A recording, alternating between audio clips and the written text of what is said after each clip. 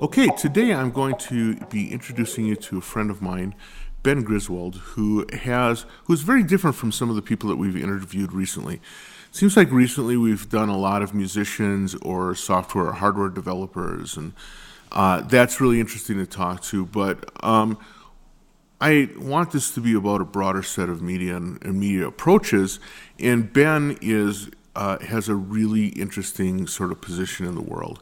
I got to know him, first of all, as an instructor at the University of Denver, where he taught probably the most interesting class I ever took, which was one about the use of senses in the art, specifically oddball things like smell, which was really weird, and touch, which was really weird for my Midwestern sensibilities to deal with. But that was a really great introduction, and beyond that, though, he's involved with exhibit design at museums, and as a result, he and I have gotten a chance to certainly talk about a lot of these things over the years. It's been really interesting to learn more about that process, and so I was anxious to talk to Ben for the podcast. So with that, I'll introduce you to him. Hi, Ben. How are you?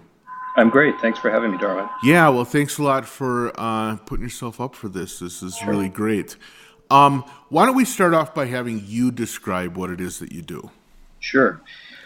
So I am an exhibit designer, and I work really exclusively in museum environments, and I'm a contract designer. So I'm not an employee of any one museum. I contract out to various museums, and really am responsible in my role for layout of an exhibition, working with usually with a staff of curators and educators and preparators to develop the character and tone, oftentimes the storyline or narrative of an exhibition, and really to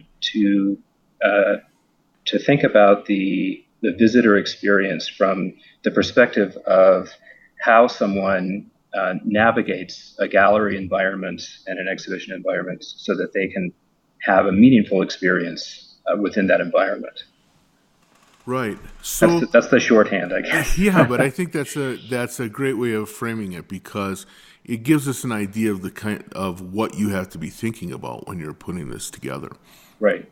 Now, one of the first shows that I saw you do was a show that would be very close to the hearts of the listeners if they would have had a chance to see it, and that was a show called Blink, which was a show that was basically modern media artwork presented in a museum setting. And I'd never really seen.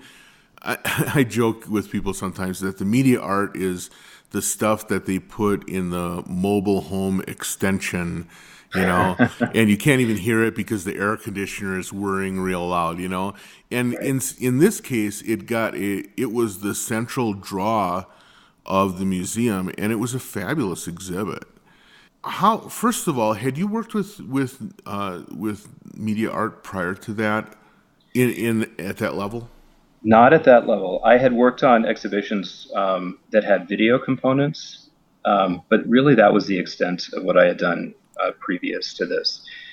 This was, in the exhibition, Blink was at the Denver Art Museum, and it was really, I think, a hugely ambitious exhibition for them, and really for me, it was a great step forward. It was the first time that I had a chance to work with the Denver Art Museum. Prior to that, I had done smaller exhibitions at smaller venues, but it was also a chance for the Denver Art Museum to showcase some of the things that they had in their collection that they really rarely bring out and had never before shown as a suite of artworks. Right. So a number of those works, I mean, for people who didn't get a chance to see it, and that'll be the majority of the listeners, it was a show that kind of combined a lot of the classic media artworks by people like Namjoon Paik and the Vasulkas and many others, and did it in a way that really focused not only on the individual artist, but kind of the environment of that all these people were kind of working under, or at least that's the way it felt to me. No, that's right, and I think one of the one of the things that was very interesting to me about it, although it ended up not being something that the museum really wanted to push as a narrative, but I think for anybody who was attuned to contemporary and modern media-based artwork, the show, I think, really neatly bridged that transition from analog-based media to digital-based media. Oh, right. And Yeah. and that I think was actually really significant because you got to see early experimental video pieces and light works side by side with things that were like, for example, the Vasulka's piece, where there's really some significant programming and some really interesting digital aspects. So for people who are interested in that kind of thing, I think it was this sort of wonderful survey of work from the late 70s into the current decade. So I'm going to want to come back to that a little bit more because I think that there are a lot of things for media artists in general to consider when we talk to a person who had to put together a museum collection for that. But before we do that, one of the things I like doing in my podcast is kind of explore people's backgrounds to find out how they became the artists that they've become, right?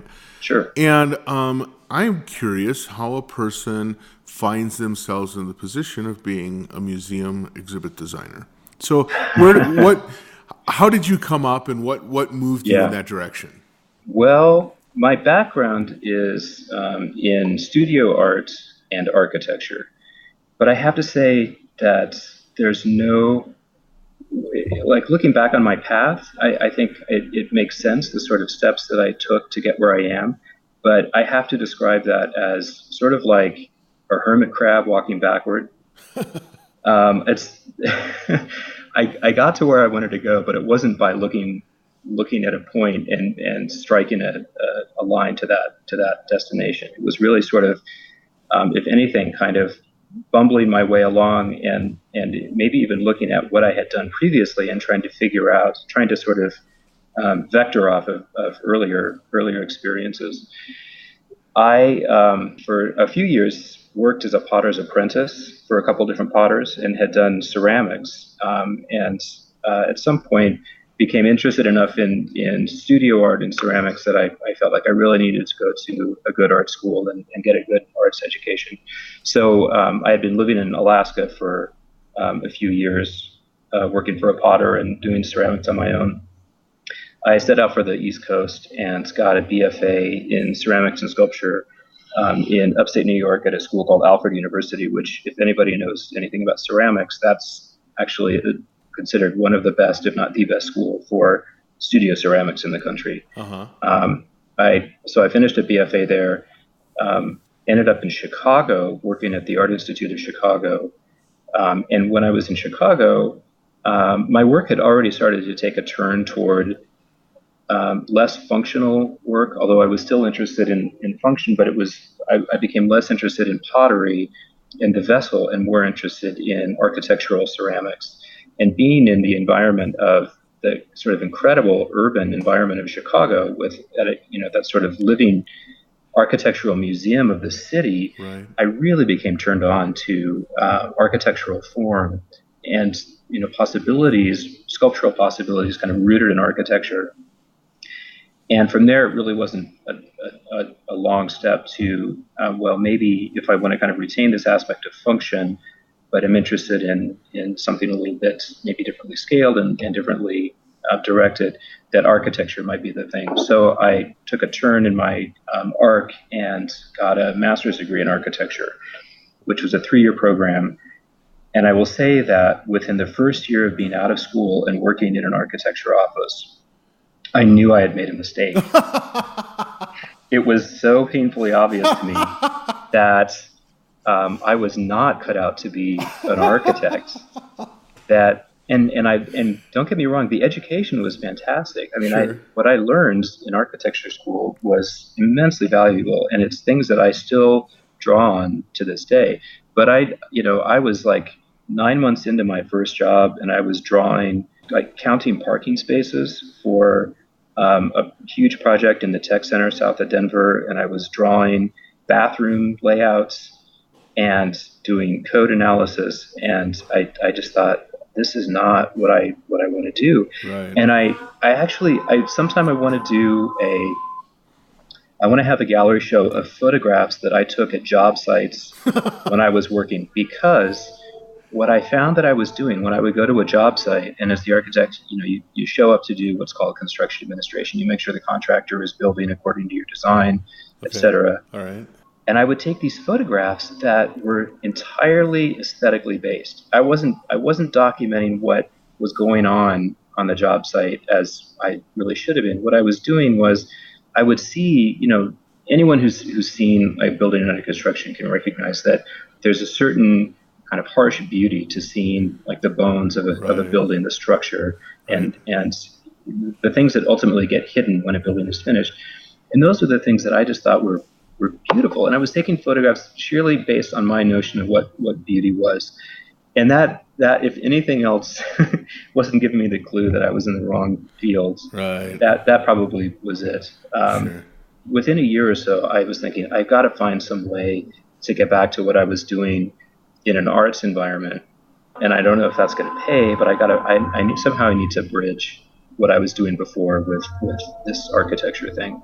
And had become acquainted with Adam Lerner, who is at the time he was an educator at the Denver Art Museum. Then he was the director for a couple of years of something called the Laboratory of Arts and Ideas at Belmar in Lakewood, Colorado, just outside of Denver. Right. And currently he's the director of the Museum of Contemporary Art.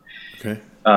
And he and I had a conversation at must have been some kind of party, and I was telling him my woes, and he said, well, why don't you come down to where I'm working and let's work on some exhibitions. Huh.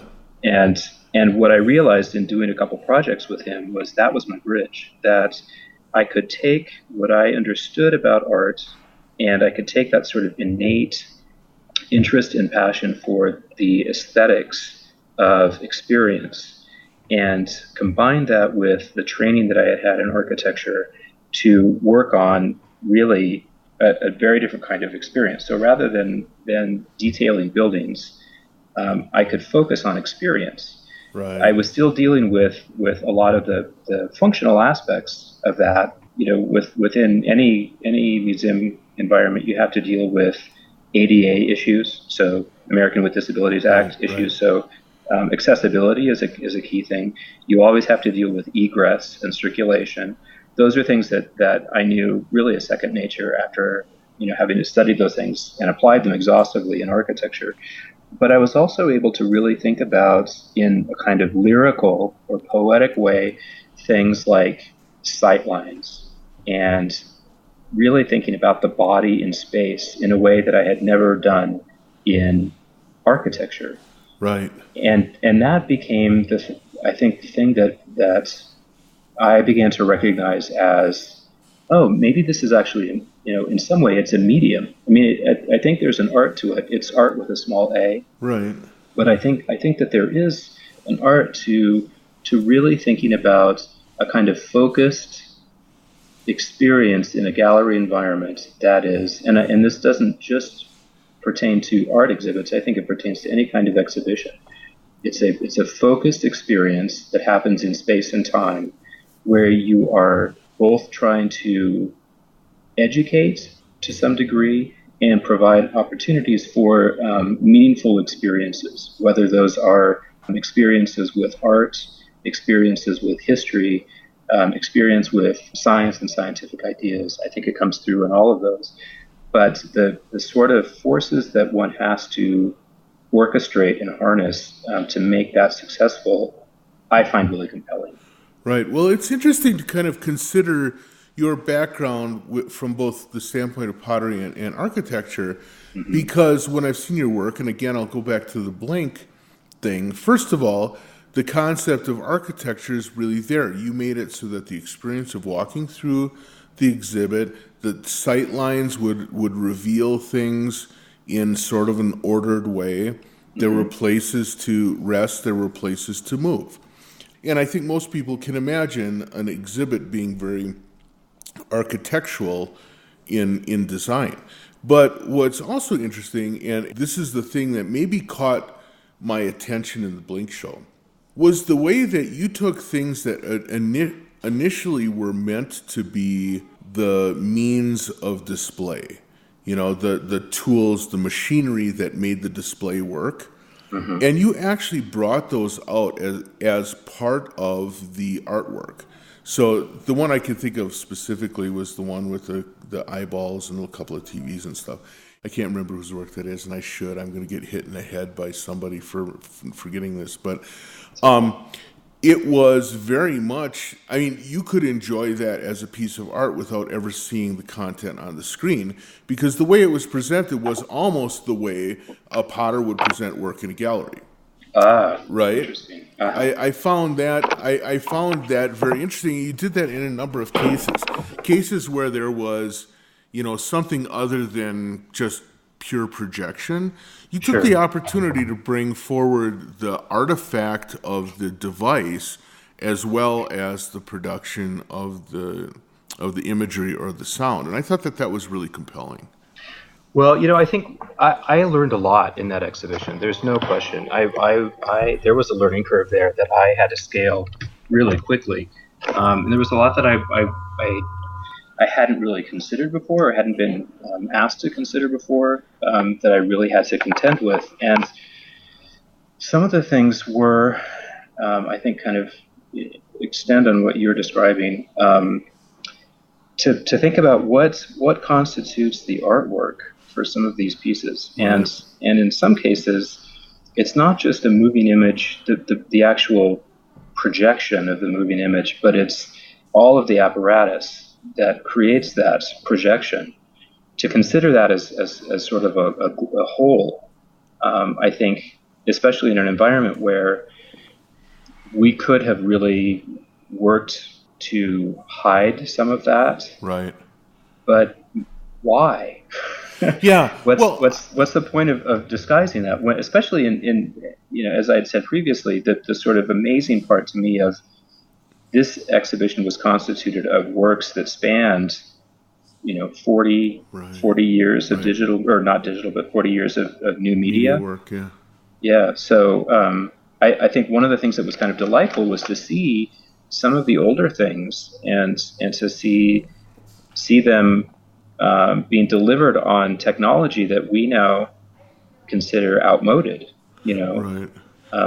Like the Namjoon Pike piece, there's a Laserdisc player. I know. And the museum works really hard to make sure that Laserdisc player doesn't break down, because it's an important part of that piece. Well, there were a number of things there that used some pretty ancient technologies. So you had the Laserdisc there, the piece that was in the room where it's like colored displays on CRT monitors. Yes, that was Bjorn Melhus. Yes. And that piece actually is, I would just let your listeners know, that piece is viewable on YouTube. It's called Still Men Out There. Okay. And it was pretty incredible at location, that's for sure. Well, people left in tears. Yeah. And just to describe it really quickly for people, Bjorn Melhus, I think he probably has, he's got name recognition at this point. He's done a lot of really interesting pieces. But with this piece, he took audio clips from Hollywood war films, a bunch of Hollywood war films, and he edited them together. So he created a narrative of a young man becoming draft age and being inducted into the Army and going through that process of training, going to war, having the experience of war, and then coming home again, all stitched together in audio from a bunch of films. Right. And done in a way that it would be, I think, difficult to identify particular films. I mean, it was done, I think, really in a sophisticated way. But then he took that audio and he had these arrays of CRTs laid on their back so that the monitors were facing upward in these ring arrangements in a gallery, and those were then triggered by the audio, so that there was no image per se, but what you had was this light show that was synced to the audio in a way that was, I think, it was more powerful emotionally for viewers, visitors, than if there had actually been a conventional cinema image. Right. It was something, and it was one of those things where it gave you enough narrative to take you down a story path, but left enough for you to build your own imagery and your own tale in your head. And that's right. often a thing that's often a mechanism that produces really emotionally monstrous effect, right? Sure. Well, and I think it's interesting that I'll use podcasts as an example. That podcasts, I think, are coming maybe into their own post radio and post so many other medium. But early radio. Think about all the things that were happening on early radio, right? Stories and things. Because with just audio, you're asking listeners to imaginatively bridge a gap. Right. So they have to bring something to that in their own mind, and that actually makes for, I think, a potentially stronger, more profound emotional experience. Yeah, I agree. So anyway, with that piece, you had a whole bunch of ancient technology. I mean, first of all, that wouldn't have worked the same with standard LCD screens. No, you really not had at all. to go get big 21-inch monitors or something, right? Yeah, they are chunky. I'll bet. Well, they take up a lot of warehouse room too, dude. Right, that's right. Or a lot of dumpster room, depending on which way you went with it. But how difficult is it for you to track down technology? Was it to track down technology in that case? But also, to what extent do you think that some of the artifacts of technology become part of the artwork? So like one thing I think of in that regard, I saw some video pieces where the imagery, instead of being done on a video screen, was done with a slide projector, right? And part of the piece, to me, very much was the chunk, chunk, chunk, chunk mechanism, as the rotisserie slide projector things would work their way around the cycle. That to me was a very much... Now, at the time, I'm sure the artist was like, oh, I wish I could get rid of that goddamn noise, right? Right.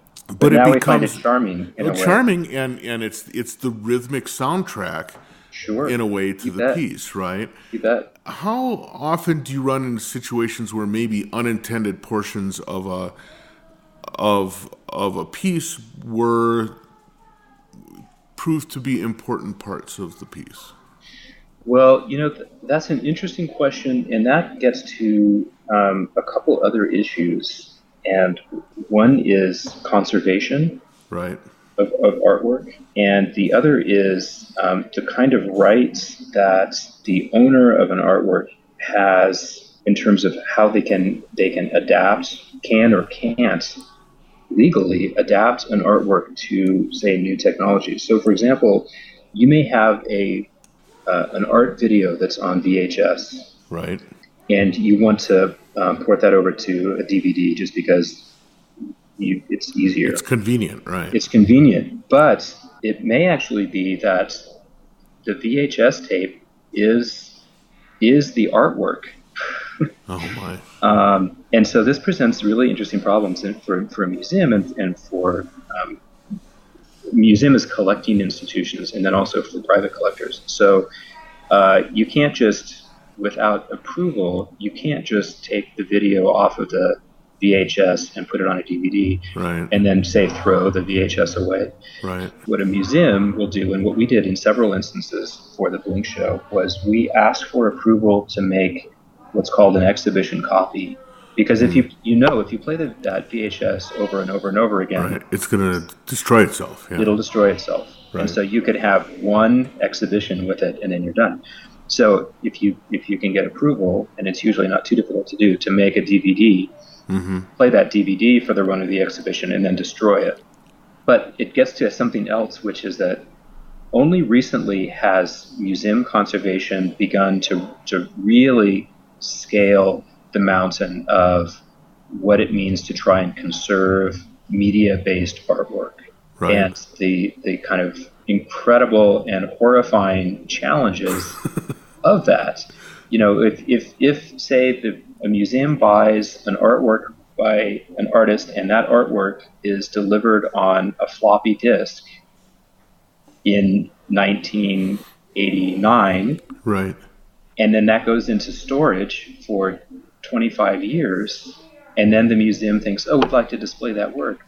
You have to ask, well, okay, you still have the floppy disk, but do you have any means to access the information on that disk at this point? Like, you have to maintain a whole bunch of other things in order to make that work viable. Right. Well, you're opening the door to a whole bunch of stuff here that I really want to dive into, because I think it's important for people to also consider with their own work how they make it so that it can be sort of like futurized. But I've heard like crazy stories about the conservation thing, where the mechanisms that museums have to sort of catalog and maintain artwork is not really conducive to media. So like the story I heard was, I may have told you this story. Yeah, maybe the one about measuring the VHS tape. Yeah. I'll let you tell it. Why don't you tell it? Because it's a howler.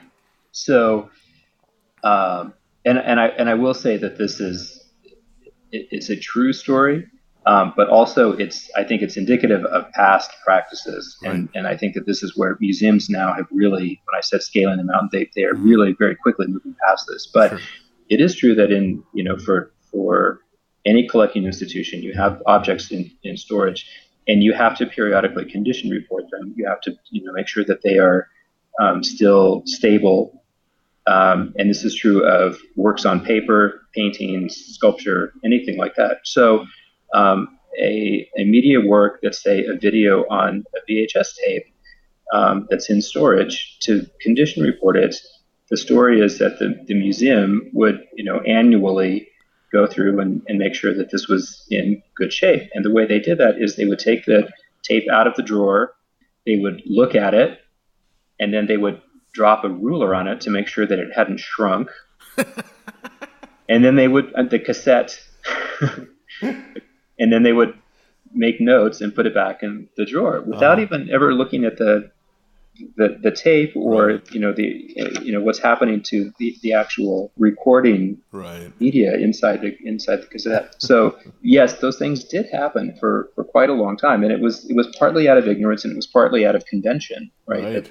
This is what you did for a painting. You inspect the surface. You would check it dimensionally to see if the stretcher bars had changed, if the wood had shrunk or warped, if there was any damage. So why would you treat a VHS cassette tape any differently? Now people know better, because maybe that hasn't shrunk in 20 years, but suddenly whatever was on that magnetized surface of the tape is gone. Now, have you heard of instances maybe where works were lost because of that? Absolutely. Oh, really? Oh, yeah. No, that happens all the time. Sure. And that happens with film all the time. Certainly. Acetate film is it's disappearing. Yeah, in the music world, it's the same thing with magnetic tape. What you get is all the magnetic stuff flakes off of the tape surface. That's right. And you end up with nothing.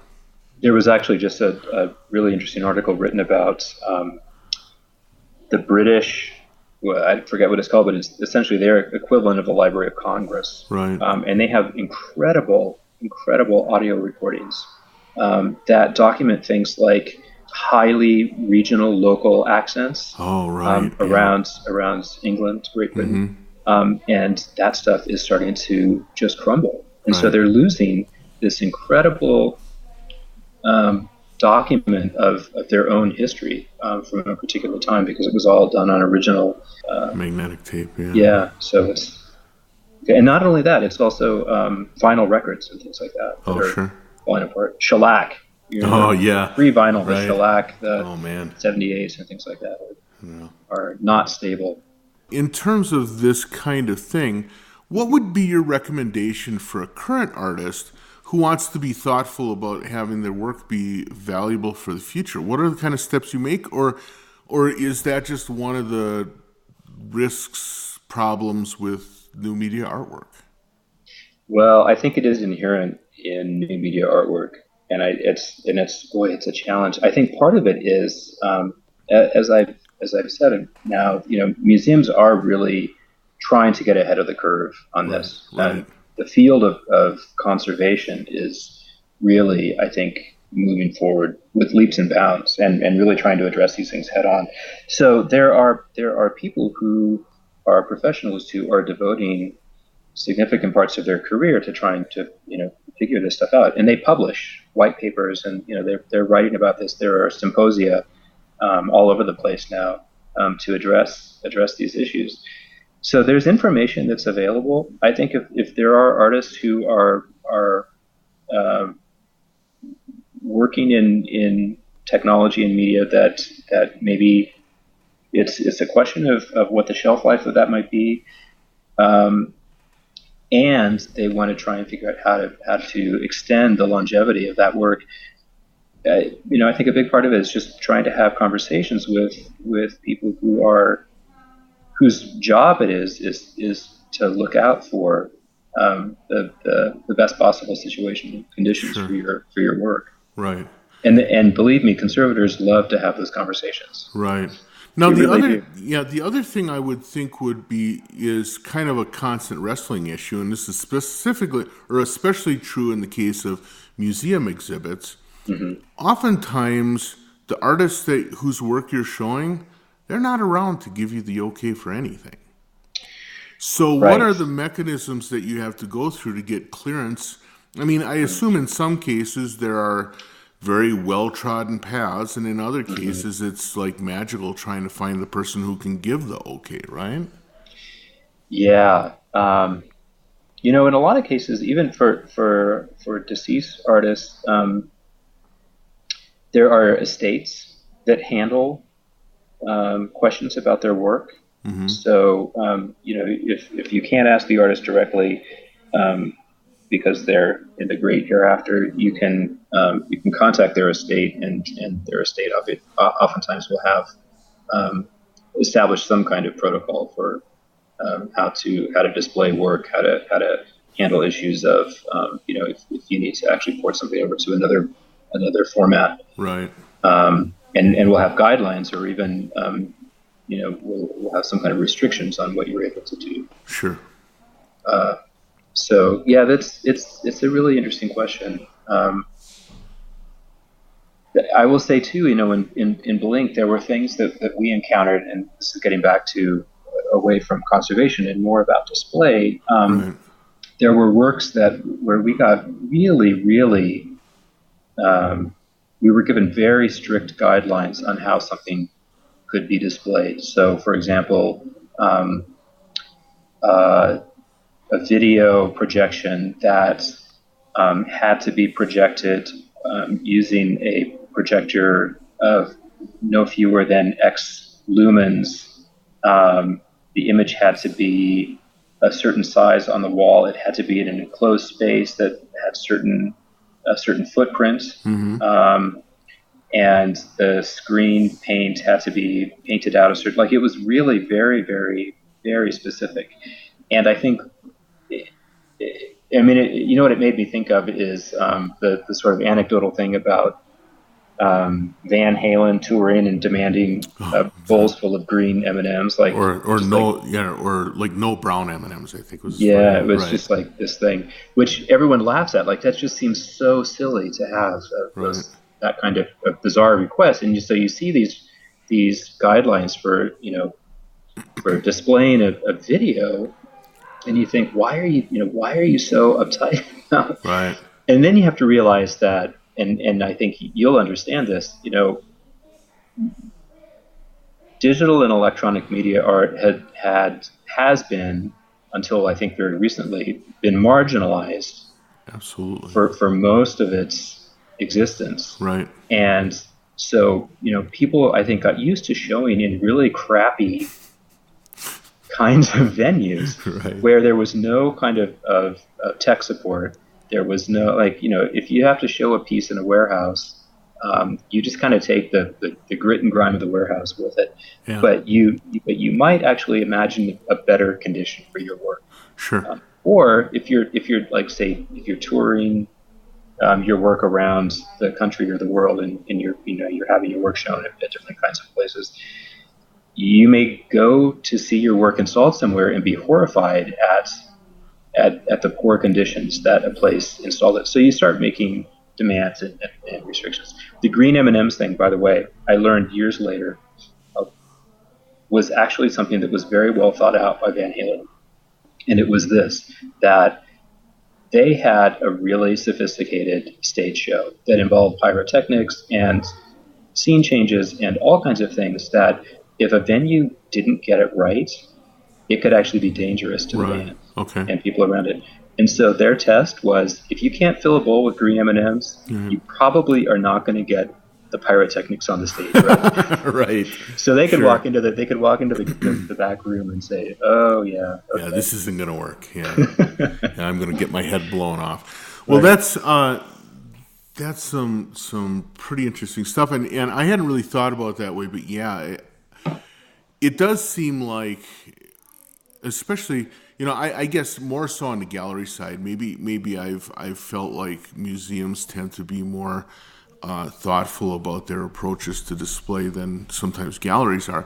But a lot of times galleries, with video works, they'll put them on something that's like the equivalent of the DVD player your kids watch in the car. I mean, it's like everything about it is cheap and does not present the work in a way that's going to honor the artist's intentions. So that's right. That's right.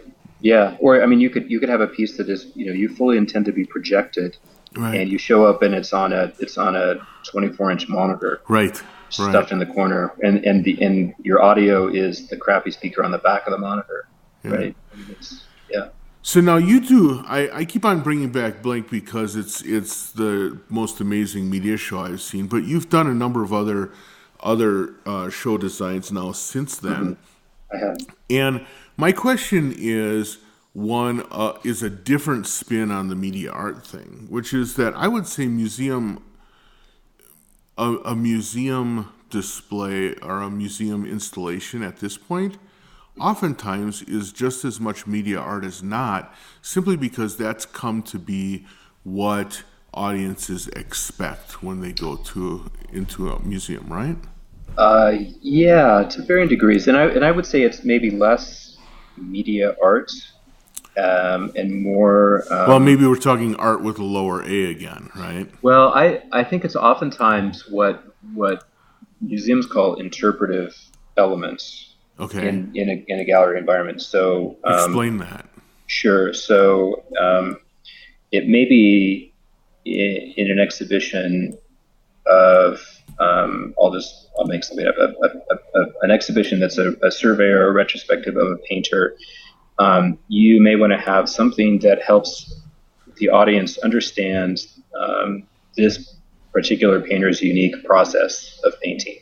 So you might have you might develop some kind of interactive that visitors can engage that would allow them to kind of mimic that process. Right. And it could be something that's it could be a touch screen. It could be something like that. So that really falls under the rubric of interpretation. Got it. Within a museum, and I think that those things are really very important to enhancing or augmenting an exhibition experience, and certainly with the kind of technological developments that we've had in the last several years, there are the possibilities for developing things like that, I think, are really endless at this point. Right. The problem is, and I don't mean to denigrate museums, but I have to call them out on this a little bit, is that effect of feeling like they need to have something in there. And the prime example is everybody wants an iPad, something on an iPad in an exhibit for visitors. Right. And it starts off, even before they know what the content is, they are sure of the content delivery system. Right. It's got to be an iPad, and it's got to be. And what happens is, if it's not well thought through, what you end up with is a lot of iPads laying around in a gallery that people aren't using Yeah. or engaging with. Right. And so what ends up happening is, what can happen is this big investment in equipment. Usually it's a big investment in equipment, a not big enough investment in development, in content development, right. and then also in there's the thing that lies in between those two, as you know, which is you can have a bunch of people who are really thoughtful about story and experience, and whose job it is to develop those things, and you can have a closet full of iPads, but those people don't necessarily have the skills to program Right. that stuff onto there. And so often what falls in the cracks is, bringing someone in or having someone on staff who can make that actually happen Right. on the platform, the desired platform. Yeah. Yeah, but it does seem odd that the platform would come before the content that would exist on it. Sure. And that happens a couple different ways. I mean, if say a museum recognizes that they need to have these things and they spend $10,000-$20,000 on equipment, they want to use that equipment. Oh, sure. Like of course, it's gonna, so it becomes sort of a mandate. Like we bought this. All of a sudden, your iPads have influence, right? Yeah. I will say that a couple of years ago, I was back in Chicago, and I was at the Art Institute of Chicago, which is, I think, one of the great museums. Yeah, it's amazing. And they had iPads all over the place. Mm-hmm. And maybe even more incredible, they had these proprietary, beautiful, custom logoed cases. They were these metal cases, these frames that with these kind of amazing lanyards that would attach the iPad to a bench, or these stands, and everything had it was branded and beautiful. And I saw probably 30 iPads over, walking through several galleries. And I think one of them was in use by the scads of visitors. Everyone was looking at the artwork, which is actually, in my opinion, that's the point. I would rather have people looking at the artwork than having a mediated experience. Absolutely, yeah. However, and I want to go off on a tangent just quickly, which is the iPhone and the ubiquity of smartphones in the museums. And it has become something that museums have kind of had to grudgingly accept, that people want to snap photos of what they're looking at. And now they want to snap selfies of themselves next to artworks. Geez. I have found this to be annoying. No kidding. Personally, I find it annoying, and the extreme version of it that I've seen in museums is when people will walk along a wall that has paintings, and they won't even break stride. They're basically just shooting a video down the wall, and I wonder if they'll ever look at that again. Right. But there's another aspect to this that I think is important, that I have to acknowledge and give credence to, which is that this is part of how we are living in our current moment. And there's an aspect of this behavior that I think is a sort of personal curation. While I would rather sort of imagine that people would prefer to sit, and I'll use a painting as an example again, sit in front of a painting for 5, 10, 15, 20 minutes and really enjoy the experience of that painting, that they would rather snap that photo and move on and snap more photos. I think there is value to that, in that they are kind of curating their own experience in a way through that platform. It strikes me that the picture taking and the selfie thing at an art museum it's not something that they expect even to ever go back and look at, but it almost replaces the concept of having like a set of check boxes next to the things. And somehow taking a picture of a thing is marking the checkbox that says, yep, I was there. Well, and that's not unlike, for example, bird watchers. Right. They have their field guide to North American birds, and a serious bird watcher will, they are checking those things off, man. That's right. So, so there's a related there's a related kind of activity behavior. there. Yeah. Yeah. Okay. Well, one more thing before we go. Well, actually, two things. One thing, though, getting back to this idea of working with estates and stuff like that, and talking about these, like the way that exhibits are built with like extra tools, extra stuff, the iPad thing, or like I was at one thing at the art museum where it was like I think they were showing pottery, and then they had like a little thing where you could paint pottery or something like that. Sure. But to what extent, especially if you're doing an exhibit of a single artist, to what extent does anyone care what additional stuff the museum tacks on? I mean, I have to feel like one of the things that could really submarine an exhibit is if it's like Clown Day at the the exhibit, or it's like everybody gets a free Monet hat today, or here's a digital you can be your own Monet bit. And to what extent who puts the brakes on stuff being foolish? It's a crazy way to ask it, but I think you know where I'm going, right? No, I think that's a good question. I will say this: I would actually step back and take a slightly larger view for a moment and say that museums, as a class of civic and cultural institutions, are, in a sense, they're kind of living, breathing things. That is, they're kind of always undergoing some kind of change, right. and museums are trying to respond to whatever particular cultural moment we're in.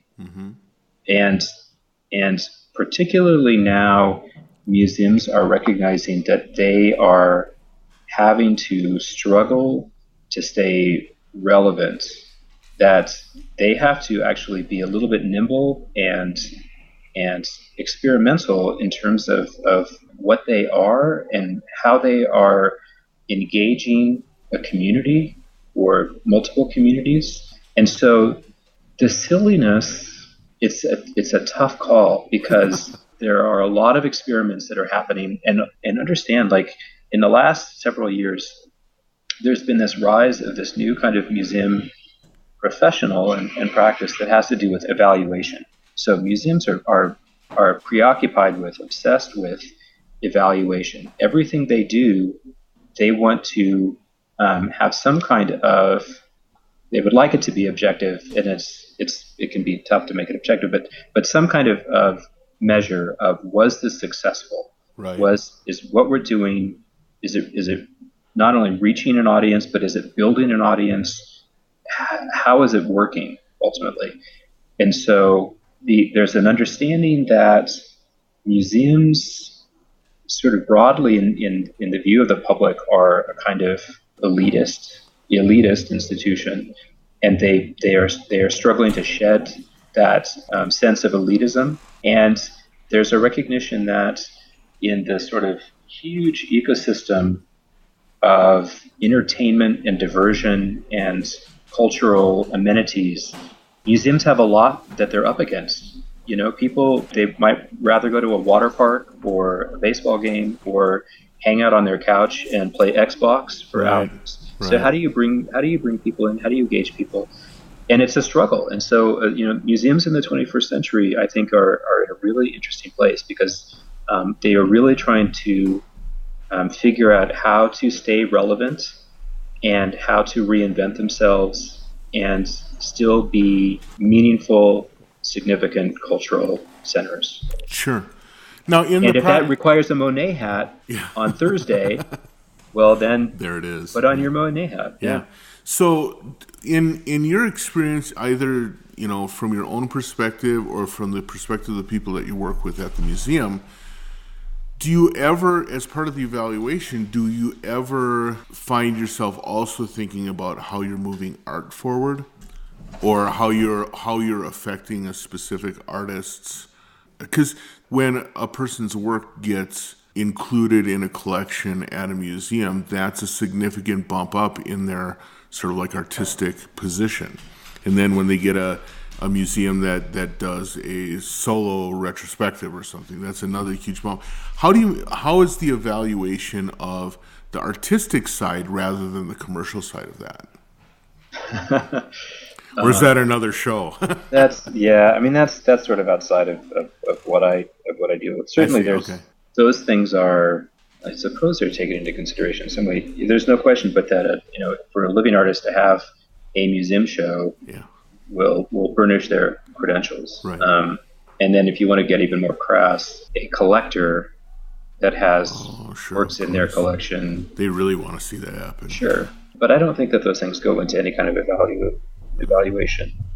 All right, we've burned through our time and then some. See, we're worried about if we would have enough to talk about. And I feel like we've come up with like 3 hours more that we could talk about. But nevertheless, before we go, I'm hoping that our discussion maybe has gotten some people, especially some who are younger and in school kind of people, to say, wow, this is a kind of an interesting career path, the one that I hadn't thought of.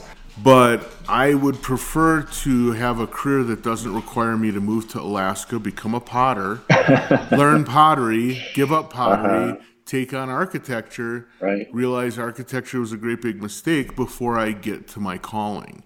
What would you say what are the routes that now people could take to do the kind of work that you do?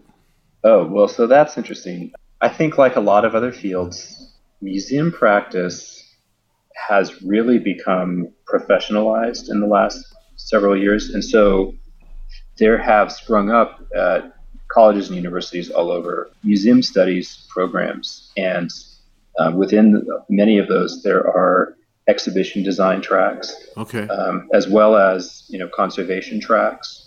If there's something that is really, I think, of interest to someone and they think that they want to go into working in a museum environment, there are a lot of educational options, I think, available for people. And certainly, if someone is interested in combining an interest in, what's the term really? I mean, digital media, new media. I've heard variable media. I don't really know what the kind of go-to term is, but media-based work with museums. I can tell you that conservation is a really interesting field. The other is, I don't program. I don't know how to program, but it's not infrequent that I will be working on a project where we need to bring someone in who has some of those skills for some aspect of the project. So I think thinking about exhibit design or museum exhibits and how some of those interpretive elements can be developed and done is something there's a demand for that. Right. Yeah, it's interesting. It used to be that the idea of a museum technologist was sort of, you'd hear of one or two of these people, but for the most part, a lot of times they were more often connected to like these professional touring museums than they were to art museums, and how that has over the last few years completely changed. And there seems to be a lot of jobs now available in that kind of work. Sure. And again, this is another area where I think museums are evolving. Probably wasn't that long ago that they were all lumped under AV. We need an AV guy. We need an AV guy. And now it's a recognition that really they need people with very special, sophisticated skill sets to do really special, sophisticated things inside the museum. Sure. Well, Ben, I want to thank you so much for your time. It's been a fantastic chat. I hope we'll get together soon because, if nothing else, it's always cool to hang out with you. Sure. Thanks, Darwin. I appreciate it. Thanks. Bye now. All right. Take care. Well, how was that for something different? I thought that was great. And thanks so much to Ben for spending the time. I know he's a really busy guy, and the fact that he took out the time to tell us a little bit about how museum exhibit design happens, what are some of the thought processes that go into it, what are some of the things that you're constantly having to look for, the influence of the iPad on exhibitions, the whole bit. I think it was pretty amazing. So thanks to Ben. Thanks to you for listening. Thanks for you to passing it along. I want to thank, I got like several hundred new Facebook friends this recently. I want to thank you all. And finally, make sure if you're available, and you happen to be in the neighborhood of either Lincoln, Nebraska on August 1st or Des Moines, Iowa on August 2nd, please stop by and see us, myself and Mark Mosher, when we're playing in your town. Again, August 1st, it's going to be at the Space Commons, I think that's how you would say it, in Lincoln. You can find out more by looking at nopoem.net. That's the name that we go under, No Poem. And in Des Moines, we're going to be at the Des Moines Social Club on Sunday. It's a kind of an early show. We're going to open up at 4:30 for questions, give you a chance to play with some of our gear, and then we're going to perform at 5:30 until 6:30. So, and the thing in Lincoln is at 7 p.m. Again, you can check it all out at nopoem.net. I hope if you're in the neighborhood to see you. If I'm not in your neighborhood, reach out and we'll see if we can't come to your neighborhood, because we're always looking for a great chance to play around people that are interested in it. So thanks so much for listening. That's it for this week. I'll catch you next week with a really great podcast as well. Bye.